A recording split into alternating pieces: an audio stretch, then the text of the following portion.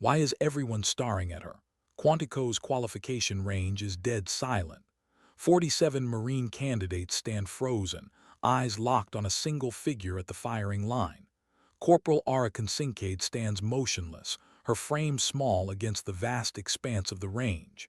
In her hands, a rifle that doesn't belong here, a rifle that should have been destroyed years ago. The stock is cracked, held together with gunsmith tape that does nothing. The scope mount is loose, stripped threads allowing it to shift with every shot. The barrel has seen over 8,000 rounds, rifling worn smooth in places. This is M40A5 rifle number 247, the Fallujah rifle, the one everyone calls cursed. Lieutenant Garrett Brennan handed it to her this morning, his face expressionless, his voice cold. Here's your rifle, Kincaid, should be perfect for someone of your caliber. The other candidates laughed. They all knew what was happening. They'd watched it happen for 18 weeks. Now the laughter has stopped, because Corporal Ara Kincaid has just hit 40 targets in a row, 40 perfect shots with a rifle that shouldn't hit 20, 40 targets at distances ranging from 200 meters to 950 meters, in shifting wind, under time pressure, with equipment that belongs in a museum. 7 targets remain. She chambers another round, the bolt cycling smooth despite everything else being wrong with this weapon. She settles into position, breathing controlled, mind clear. The scope wobbles as she brings it to her eye. She compensates automatically, holding off target to account for the deviation she's memorized over the past 13 weeks. The range officer's voice cuts through the silence. Target 41, 960 meters. She exhales slowly, pulls the trigger. The shot echoes across the range like thunder. Downrange, the spotter's voice crackles over the radio. Hit. Murmuring starts among the candidates, then stops, because nobody knows what to say anymore. Lieutenant Brennan stands 50 feet away, his jaw clenched so tight his teeth might crack. He's watching something he never thought possible. But to understand this moment, to understand how a 23-year-old woman came to be shooting perfect scores with broken equipment while grown men with perfect rifles fail, you need to go back. Back 18 weeks. Back 18 years. Back to a ranch in Wyoming where an old man with shaking hands taught his granddaughter that shooting isn't about strength. It's about refusing to break. The sound of the rifle shot rolled across the valley like distant thunder, echoing off mountains that rose like sentinels around the Kincaid ranch. 10-year-old Ara sat on the shooting bench, her small hands gripping a Remington 700 that looked almost comically oversized against her frame. The target, a paper silhouette 200 yards downrange, showed a neat hole just left of center. Better, her grandfather said, his voice gravelly from decades of cigarettes he'd quit 20 years too late. But you're still fighting the rifle. Alistair Mac Kincaid was 73 years old that summer, his face weathered like old leather, his hands spotted with age but still steady when they needed to be. He'd been a Marine sniper in Korea, though he rarely talked about it. The only evidence hung in his study. A faded photograph of a young Marine in winter gear, a medal in a frame. Rifle in a glass case that he never touched. I'm not fighting it, Grandpa, Ara protested, her voice small and uncertain. Mac moved behind her, his large hands gently adjusting her grip. Yes, you are. You're trying to force the shot. The rifle weighs more than you do, Ara. You can't muscle it into submission. You have to become part of it. He stepped back, letting her resettle into position. Shooting isn't about strength. Never has been. It's about patience, breathing, and understanding physics. A good shooter doesn't fight the rifle. A good shooter becomes the rifle. Ara lined up on the target again. This time she relaxed, let her breathing slow, felt the rifle settle into her shoulder like it belonged there. The shot broke clean. Downrange, the bullet punched through dead center. Max smiled, the expression transforming his weathered face. Now you're learning. They spent every weekend at the range for the next 8 years. While other kids were playing sports or going to movies, Ara was learning ballistics tables, wind-reading techniques, trigger control that most professional shooters never mastered. Mac taught her the old ways, the methods the Marine Corps had drilled into him 60 years earlier in a frozen hell called the Chasen Reservoir. He taught her to calculate wind drift by watching grass movement. He taught her to read mirage patterns, to understand how heat rising from the ground could bend light and make a target appear 6 inches from where it actually stood. He taught her to shoot in rain and snow, in heat that made the barrel too hot to touch, in cold that turned metal brittle. But more than anything, he taught her to shoot with broken equipment. "Anyone can shoot with a perfect rifle," Mac would say, handing her a rifle with a bent barrel or a cracked stock or sights that wouldn't hold zero. "A coincidental shoots with what we have." It was a lesson born from necessity. Mac had grown up during the Depression when you fixed what broke because replacing it wasn't an option. That mentality had saved his life in Korea, and he was determined to pass it on. By the time Ara turned 18, she could outshoot every adult at the local gun club.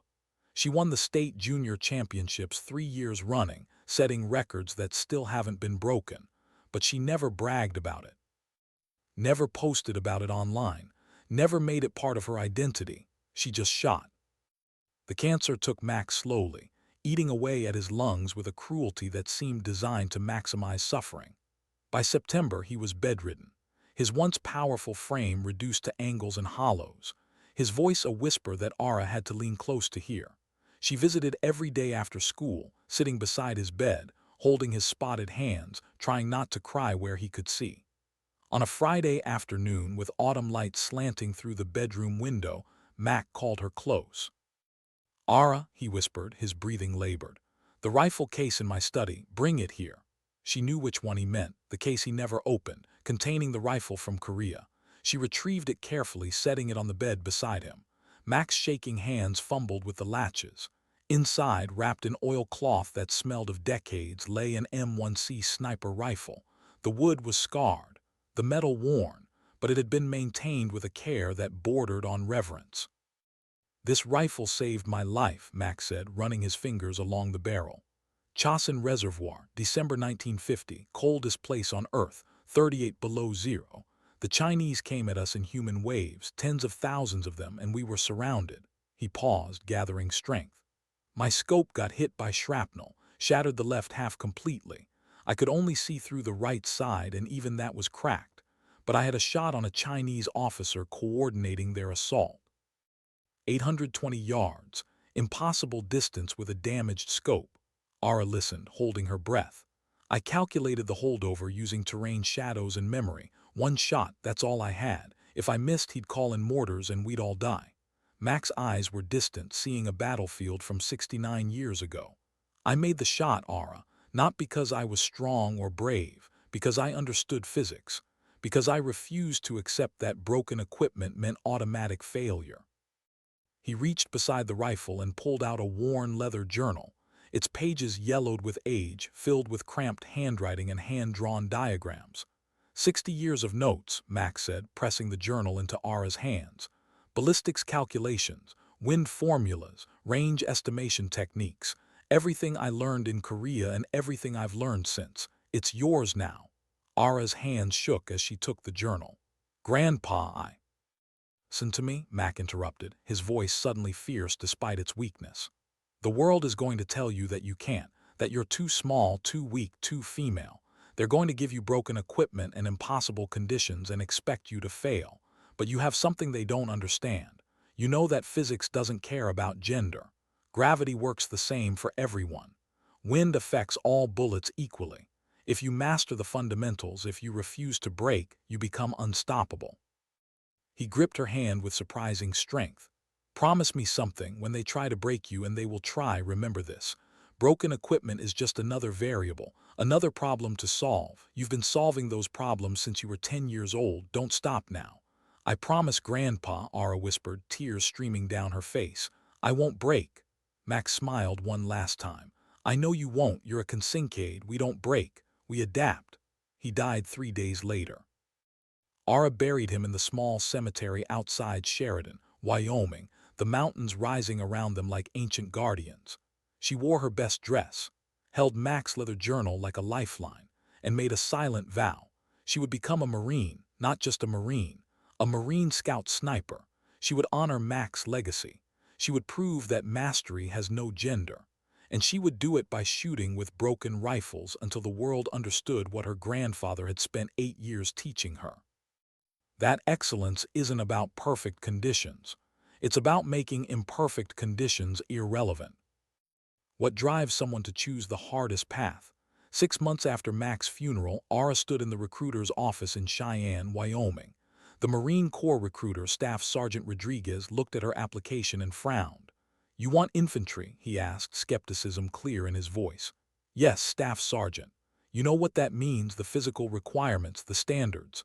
"Yes, Staff Sergeant, I meet all of them." Rodriguez studied her. 5'5", maybe 120 pounds. She looked like she'd blow away in a strong wind. "Look, I'm not trying to discourage you, but infantry is the hardest MOS in the Marine Corps. Combat arms, front lines. And then you've got Scout Sniper School listed as your goal. Do you understand how few people make it through that program?" "My grandfather was a Marine Scout Sniper in Korea," Ara said quietly. "He taught me to shoot."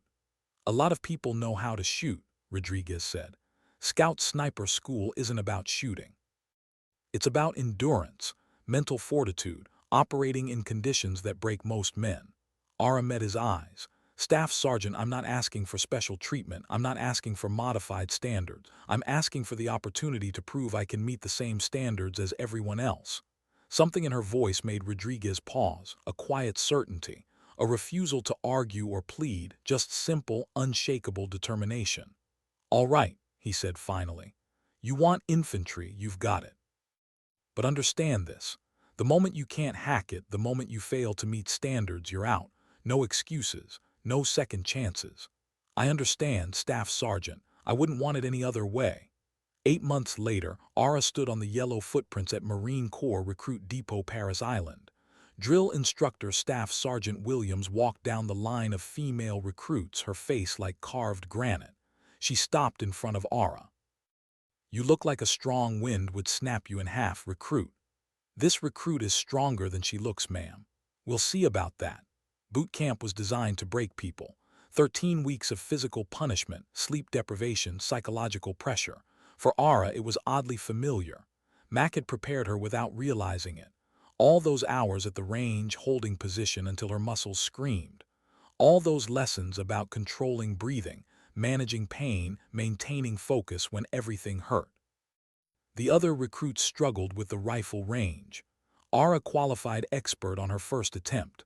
While others panicked during night firing exercises, Ara's shots rang true in the darkness. When the drill instructors screamed in her face, she remained calm, centered, unshakable. D.I. Williams pulled her aside after the rifle qualification. "Where'd you learn to shoot like that?" "My grandfather, ma'am, Marine Scout Sniper, Korea."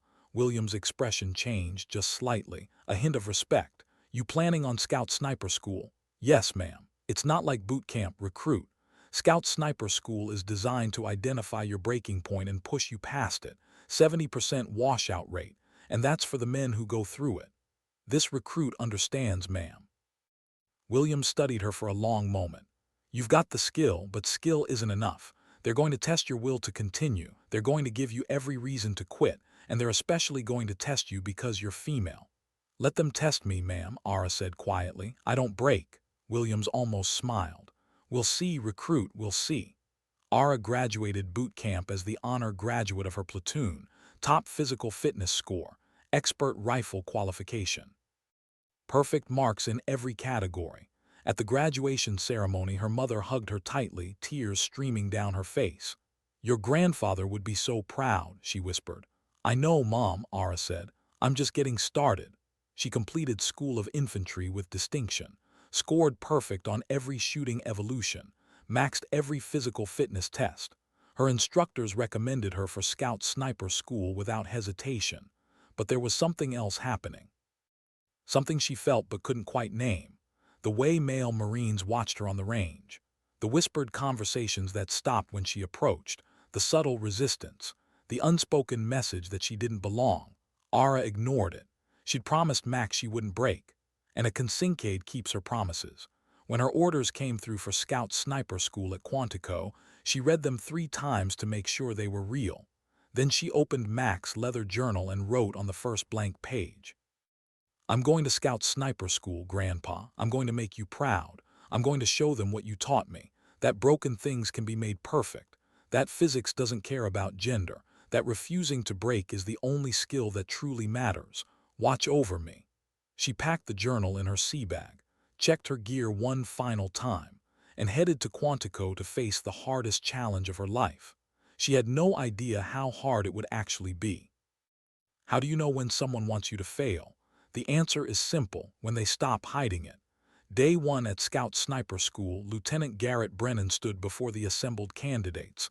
48 Marines, 47 men, and 1 woman. His eyes found Ara immediately, held there just a moment too long. Scout Sniper School is not about equality, he began, his voice carrying across the classroom. It's about capability. The Marine Corps doesn't care about your feelings, your background, or your identity. It cares about one thing. Can you make the shot when lives depend on it? He paced in front of them. 70% of you will fail, you'll quit, you'll get injured, you'll wash out because you can't meet standards. This is not a place for people who need encouragement or support. This is a place for Marines who refuse to fail. His eyes found Ara again. Some of you think that just because you qualified for this course you belong here. You don't. Qualification is just the beginning. This course will find your weakness, it will exploit it, and it will break you. After the briefing, the candidates filed out. Corporal James Mitchell, a tall Marine from Georgia, fell into step beside Ara. He was talking about you, Mitchell said quietly. I know. You worried? Ara shook her head. Should I be? Mitchell grinned. Probably, but I saw you shoot at SOI. If anyone can handle this, it's you. Thanks, Mitchell. Just calling it like I see it. But Mitchell was wrong about one thing. Ara should have been worried, because Lieutenant Brennan wasn't just testing her, he was trying to destroy her. It started small: extra weight in her pack during hikes, equipment inspections that were more thorough than anyone else's, range assignments where she shot in the worst conditions while others got better positions. Ara said nothing. She carried the extra weight without complaint, passed every inspection flawlessly, made every shot regardless of conditions. So Brennan escalated. During stalking exercises where students had to move undetected across open terrain, he positioned observers specifically to watch her. When other students could advance on their bellies, she had to move through areas with no cover. When she still succeeded, completing perfect stalks while others failed, he added time pressure. You've got half the time everyone else gets, coincidental, he'd say. Let's see if you can handle it. She handled it. Every time, the other candidates noticed. Some respected her for it, others resented her, but everyone watched, because what was happening to Ara Kincaid was unprecedented. She wasn't just being tested, she was being targeted. During land navigation exercises, Brennan gave her coordinates that required twice the distance as anyone else. During physical training, he added extra repetitions to her count. During classroom sessions, he asked her questions designed to expose knowledge gaps, drilling deeper and deeper until he found something she didn't know. But here's what Brennan didn't understand. Ara wasn't trying to prove anything to him. She was honoring a promise to a dead man, and that made her unbreakable. 6 weeks into the course, during a particularly brutal stalking exercise, Corporal Davis approached Ara during a break. Why don't you say something? He asked. About what? About Brennan. Everyone knows what he's doing. It's not fair. Ara took a drink of water, her eyes scanning the terrain ahead. Fair doesn't matter, capability matters. But he's singling you out, making it harder for you than anyone else. Good, Ara said simply. If I can do this harder than everyone else, then I can definitely do it when it matters, when lives depend on it. Davis stared at her. You're insane. Ara smiled, but there was no humor in it. Maybe. Or maybe I just understand something Brennan doesn't. What's that? That the harder he makes this, the more he's proving my point. If I can succeed with broken equipment, extra weight, half the time, impossible conditions, then I've demonstrated capability beyond anyone else in this class. He thinks he's breaking me. He's actually building me. Davis shook his head in amazement. Where'd you learn to think like that? Ara touched her pocket where Mac's journal rested. My grandfather taught me. He shot with broken equipment in Korea. Taught me that obstacles are just variables, problems to solve. You don't complain about problems, you solve them. Your grandfather was a smart man. The smartest, Ara said softly. He told me they'd try to break me. He was right. but he also taught me that refusing to break is the only skill that truly matters. The weeks ground on, 10 weeks, 12 weeks, 15 weeks. Marines dropped out or washed out until only 30 candidates remained. Ara was still there, still hitting every target, still completing every stalk, still maxing every physical test, still refusing to break. But something was changing. The other candidates were starting to understand what she already knew, that Brennan's impossible standards weren't just about her. He was teaching all of them a lesson. That capability transcends conditions, that Marines adapt and overcome, that excuses are just another form of failure. Mitchell pulled her aside during week 16. "He's going to give you rifle 247 for final qualifications," he said. "How do you know?" "I heard him talking to the other instructors. He thinks if he gives you broken equipment on the most important test, you'll finally crack." Ara felt her heart rate increase just slightly. The final qualification was everything. 47 targets at distances from 200 to 1,000 meters. Perfect score required. One miss and you failed. "What are you going to do?" Mitchell asked. Ara thought about Mac, about the journal filled with 60 years of notes about shooting with broken equipment, about the promise she'd made. "I'm going to take the rifle he gives me," she said, "and I'm going to shoot it perfectly." "Ara, be serious. Rifle 247 is destroyed. Cracked stock, loose scope, worn barrel. Nobody can shoot that thing accurately past 500 meters. Then I guess I'll be the first." Mitchell grabbed her arm. "Listen to me. You can request different equipment. You have the right to functioning gear. Don't let pride destroy everything you've worked for." Ara met his eyes. "It's not about pride, Mitchell. It's about proving something that needs to be proven. That mastery transcends equipment. That skill overcomes adversity. That the only limits are the ones we place on ourselves." She pulled her arm free gently. "My grandfather made an impossible shot with a broken scope in Korea, 820 yards, one shot, everything depending on it. He made it because he understood the fundamentals, because he refused to accept that broken equipment meant automatic failure." She touched the journal in her pocket again. "I've been preparing for this moment my entire life, since I was 10 years old. Every weekend at the range with a bent barrel or cracked stock or misaligned sights. Mac taught me to shoot with broken rifles because he knew someday I'd need to. Someday, someone would hand me broken equipment and expect me to fail." Ara's voice was steady, certain. "Tomorrow, Lieutenant Brennan is going to give me rifle 247. He's going to expect me to fail, to quit, to prove that I don't belong here. But I'm going to take that broken rifle. And I'm going to shoot it perfectly, not to prove something to him, to honor a promise to my grandfather, to show that everything he taught me matters, that broken things can be made perfect if you understand them." Mitchell stared at her for a long moment. Then slowly he nodded. "You're really going to do this?" "Yes." "You're completely insane." Ara smiled, and this time there was humor in it. "Probably, but I'm a Kinsinkade. We don't break, we adapt." That night she couldn't sleep. She lay in her rack holding Mac's journal, reading his notes by flashlight. Wind formulas, ballistics tables, range estimation techniques. And on the last page he'd written, his handwriting shaky but legible. "Ara, when you read this, I'll be gone, but I'm not really gone. I'm in every lesson, every shot, every moment you refuse to quit. I taught you to shoot with broken rifles because life will always give you broken things. Equipment fails, plans fail, people fail. But if you master the broken things, you become unbreakable. The Marines will test you, not because you're a woman, but because you're different. Different scares people, but you have something they can't break. You understand that excellence isn't about perfect conditions. It's about making imperfect conditions irrelevant. Shoot straight, Ara. Honor the Corps. Make me proud. Love always, Mac." Ara closed the journal, closed her eyes, and whispered into the darkness. "I'm ready, Grandpa. Watch over me tomorrow. Help me make the shot."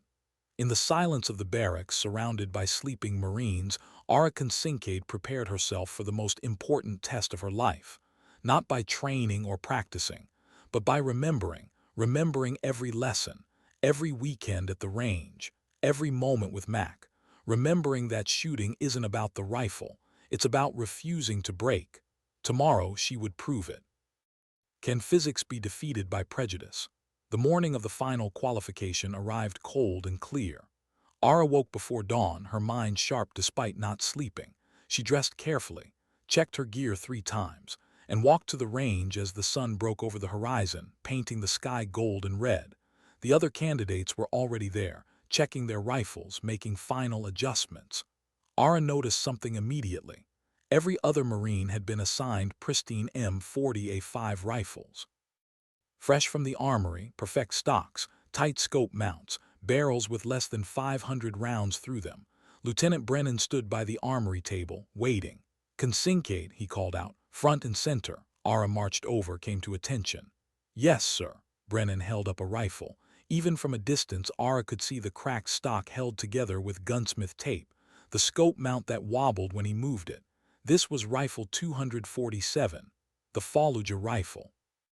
The one that should have been destroyed years ago.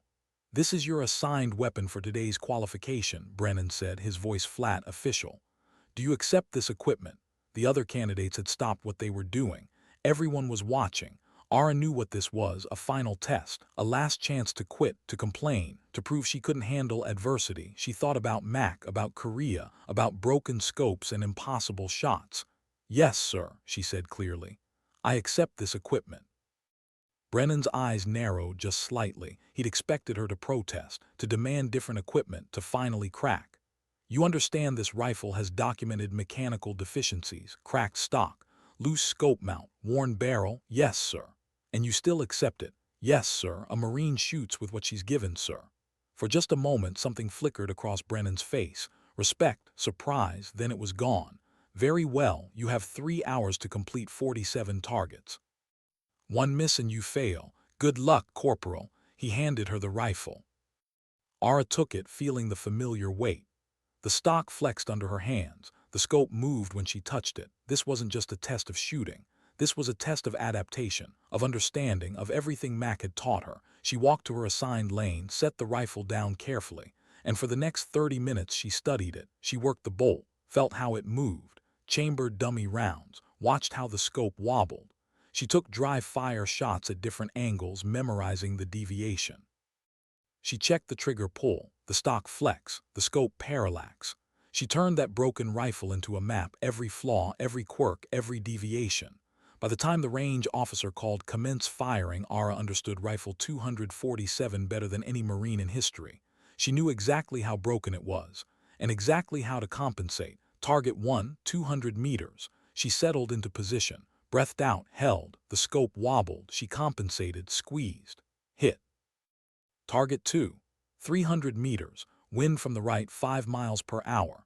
She calculated the drift, added the scope deviation, held off target, squeezed, hit.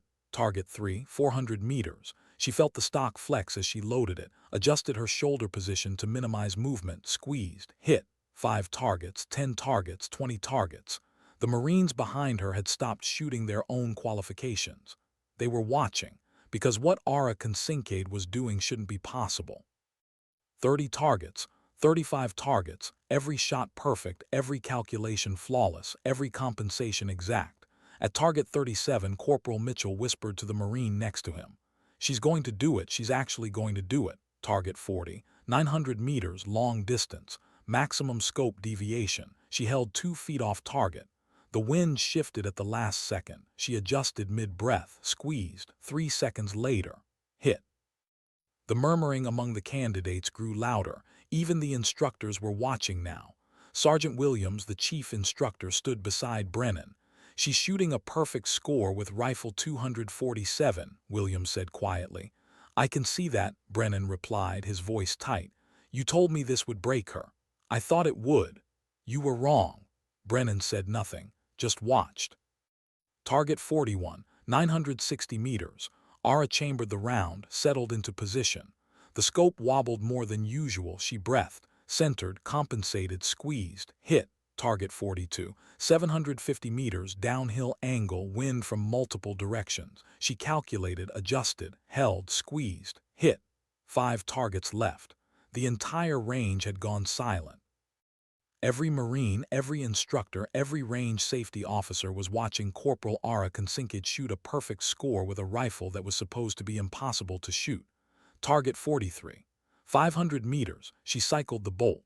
Loaded, aimed, squeezed, hit. Target 44, 820 meters, the same distance Mac had shot in Korea, with a broken scope against impossible odds. Ara felt him with her, guiding her hands, steadying her breath. She held, squeezed. Hit. Target 45, 1,000 meters, maximum distance, maximum difficulty. The stock was flexing badly now. The scope had drifted even further. She compensated, held, squeezed. Long seconds passed, then hit. 2 targets left. Ara's heart was pounding, not from fear, from the realization that she was about to do something unprecedented, something that would prove everything Mac had taught her, that broken things could be made perfect, that mastery transcended equipment, that the only limits were the ones we placed on ourselves. Target 46. 600 meters, she loaded, aimed, compensated, squeezed, hit. 1 target, target 47. 950 meters, long distance, cross-wind, broken equipment, everything on the line. Ara chambered the final round, settled into position. She thought about Mac, about Korea, about Chosin Reservoir, about a young Marine making an impossible shot with broken equipment because he refused to accept failure. She thought about every weekend at the range, every lesson, every moment of preparation for exactly this shot. She breathed out, held, the scope wobbled, she compensated, her finger found the trigger, smooth, steady, certain. She squeezed, the shot echoed across the range. Time seemed to stop. The spotter's voice, when it came, was loud enough for everyone to hear. Hit, perfect score. 47 for 47. For a moment nobody moved, nobody breathed. Then Corporal Mitchell started clapping, slow at first, then faster. One by one the other candidates joined in, then the instructors, until the entire range erupted in applause. Ara stood, rifle in hand, tears streaming down her face. She'd done it, not just passed, perfect score, with broken equipment, against impossible odds. She'd proven everything Mac had taught her. Lieutenant Brennan walked over slowly. His face was unreadable. He stopped in front of her. Ara came to attention. For a long moment Brennan said nothing, just looked at her, at the rifle, at the score sheet showing 47 perfect shots. Then slowly, deliberately, he came to attention and saluted her. "Corporal Kincaid," he said, his voice carrying across the range. "I owe you an apology and an explanation." The range went silent again. "For the past 18 weeks I subjected you to conditions that exceeded standard protocols. I gave you broken equipment, impossible challenges, and systematic pressure designed to identify your breaking point. I did this because in 2017 I lost 3 Marines when a female forward observer made a critical error under pressure." His voice cracked slightly. "I believed that by testing female candidates to destruction I could prevent similar failures. I was wrong. Not about the need for rigorous testing, but about what constitutes failure." He looked at Ara directly. "You never broke, never complained, never quit. You adapted, overcame, and excelled beyond anything I've seen in 12 years as an instructor. You didn't just prove you belong here, you redefined what's possible." Brennan held out his hand. "You've earned my respect, Corporal, and my gratitude, because you taught me something I needed to learn. That capability has no gender, only determination." Ara shook his hand, her voice steady despite the tears.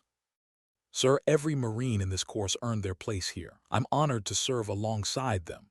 The range erupted in applause again, Marines cheering, instructors nodding approval, and somewhere beyond the mountains and the sky an old Marine sniper was smiling.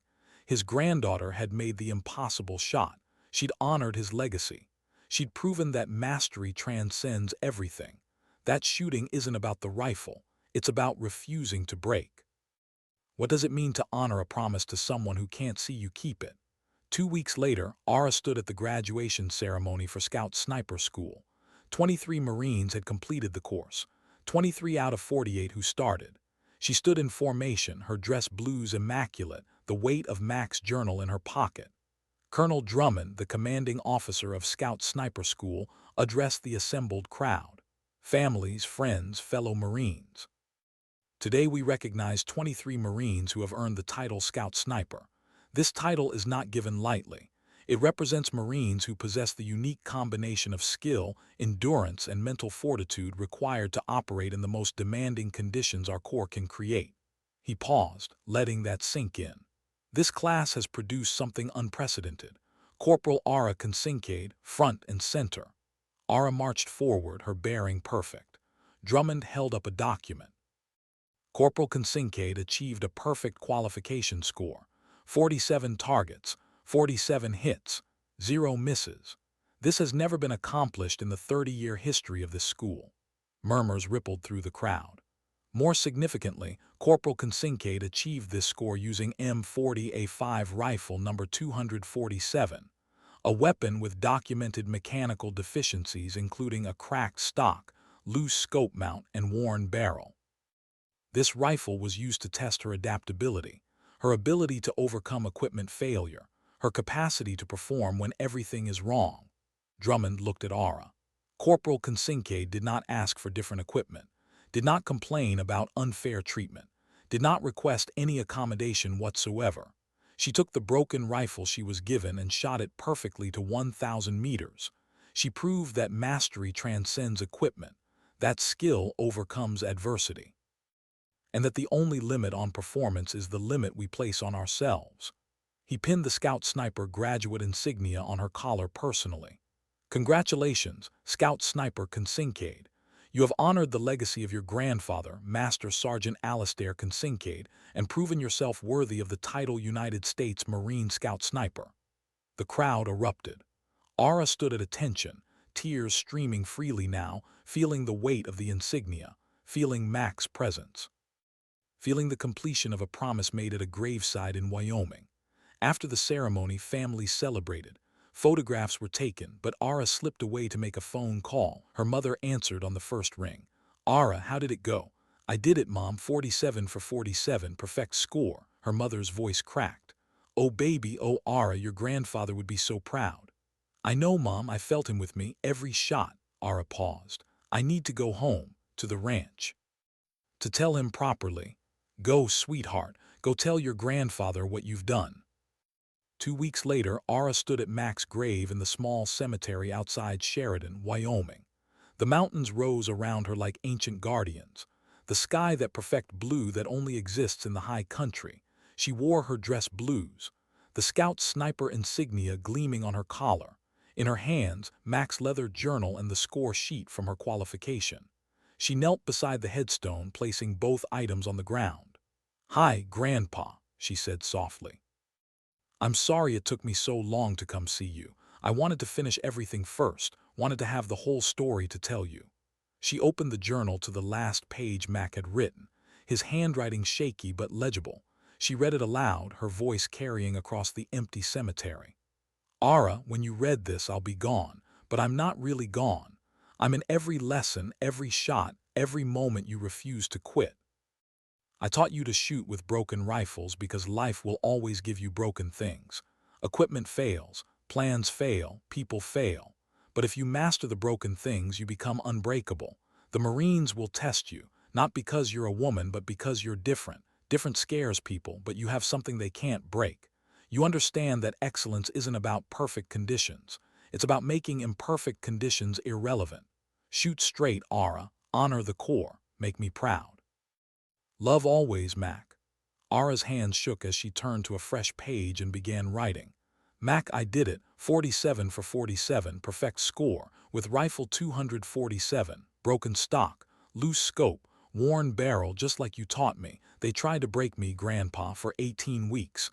They gave me every reason to fail. Extra weight, bad equipment, impossible conditions, but I had you in my head the whole time. Your voice telling me that broken things can still be perfect if you understand them. She paused, gathering herself. I'm a Marine Scout Sniper now, Mac. First perfect score in 30 years. And I did it your way. By refusing to quit. By making the impossible look easy. By honoring the legacy you left me. Thank you for believing in me when nobody else did. Thank you for teaching me that physics doesn't care about gender, politics, or prejudice. Thank you for showing me that strength isn't about size or power. It's about understanding the fundamentals and refusing to break. Her voice broke. I hope I made you proud, Grandpa. I love you. Always, Ara. She closed the journal, placed it on the grave beside the insignia. Then she stood, came to attention, and rendered a slow, perfect salute. The wind moved through the mountains, carrying the scent of sage and pine. The same wind that had blown across this land when Mac was young. When he'd come home from Korea and started teaching his granddaughter that broken things could be made perfect. Ara lowered her salute and walked back to her truck. Rifle 247 lay in the truck bed, wrapped carefully. Its service officially ended. The Marine Corps had wanted it for the museum, to display it alongside Ara's qualification score sheet as proof of what was possible. Ara had other plans. She would keep Rifle 247, would maintain it, preserve it, and one day, decades from now, she would teach someone else to shoot with it, would pass on Max lessons about patience and physics and refusing to break, because that's what Consincades did. They turned broken things into perfect things. They took impossible challenges and made them look easy. They refused to quit when everyone expected them to fail. Ara started the truck and drove away from the cemetery. The mountains rising behind her, the sky that perfect Wyoming blue stretching forever. Somewhere up there, beyond the clouds and the atmosphere and the stars, an old Marine sniper was smiling. His granddaughter had done what she promised. She'd honored his legacy. She'd made the impossible shot. She'd become unbreakable. And in doing so, she'd proven something that needed to be proven. That mastery has no gender, no limit, no boundary except the ones we place on ourselves. Ara Consincade shot 47 for 47 with a broken rifle, not because she was trying to prove anything, not because she wanted recognition or glory, but because she understood what her grandfather had spent 8 years teaching her. That shooting isn't about the rifle. That excellence isn't about perfect conditions. That strength isn't about size or power. It's about understanding the fundamentals. It's about adapting to broken things. It's about making imperfect conditions irrelevant. It's about refusing to break when everyone expects you to. Sometimes the world hands you broken equipment. Sometimes life gives you impossible challenges. Sometimes people expect you to fail.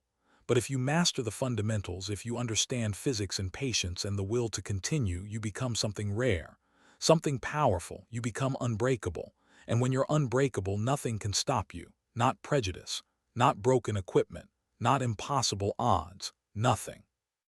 Because you understand something most people never learn, that the only limits are the ones we accept, that the only failures are the ones we allow, that dignity doesn't need to speak, it simply acts. Ara Consincade drove into the Wyoming sunset, rifle 247 beside her, Mac's journal in her pocket, and a scout sniper insignia on her collar. She'd made the shot. She'd kept the promise. She'd proven what needed to be proven. And in the mountains behind her, the wind carried a whisper, the voice of an old Marine sniper speaking words only his granddaughter could hear. "You did good, kid. You did real good." Sometimes that's all that matters, not the applause, not the recognition, just knowing you honored the people who believed in you, just knowing you kept your promise, just knowing you refused to break. Ara Consincade understood that, because her grandfather taught her, and she would spend the rest of her life teaching others. That shooting isn't about the rifle. It's about refusing to break.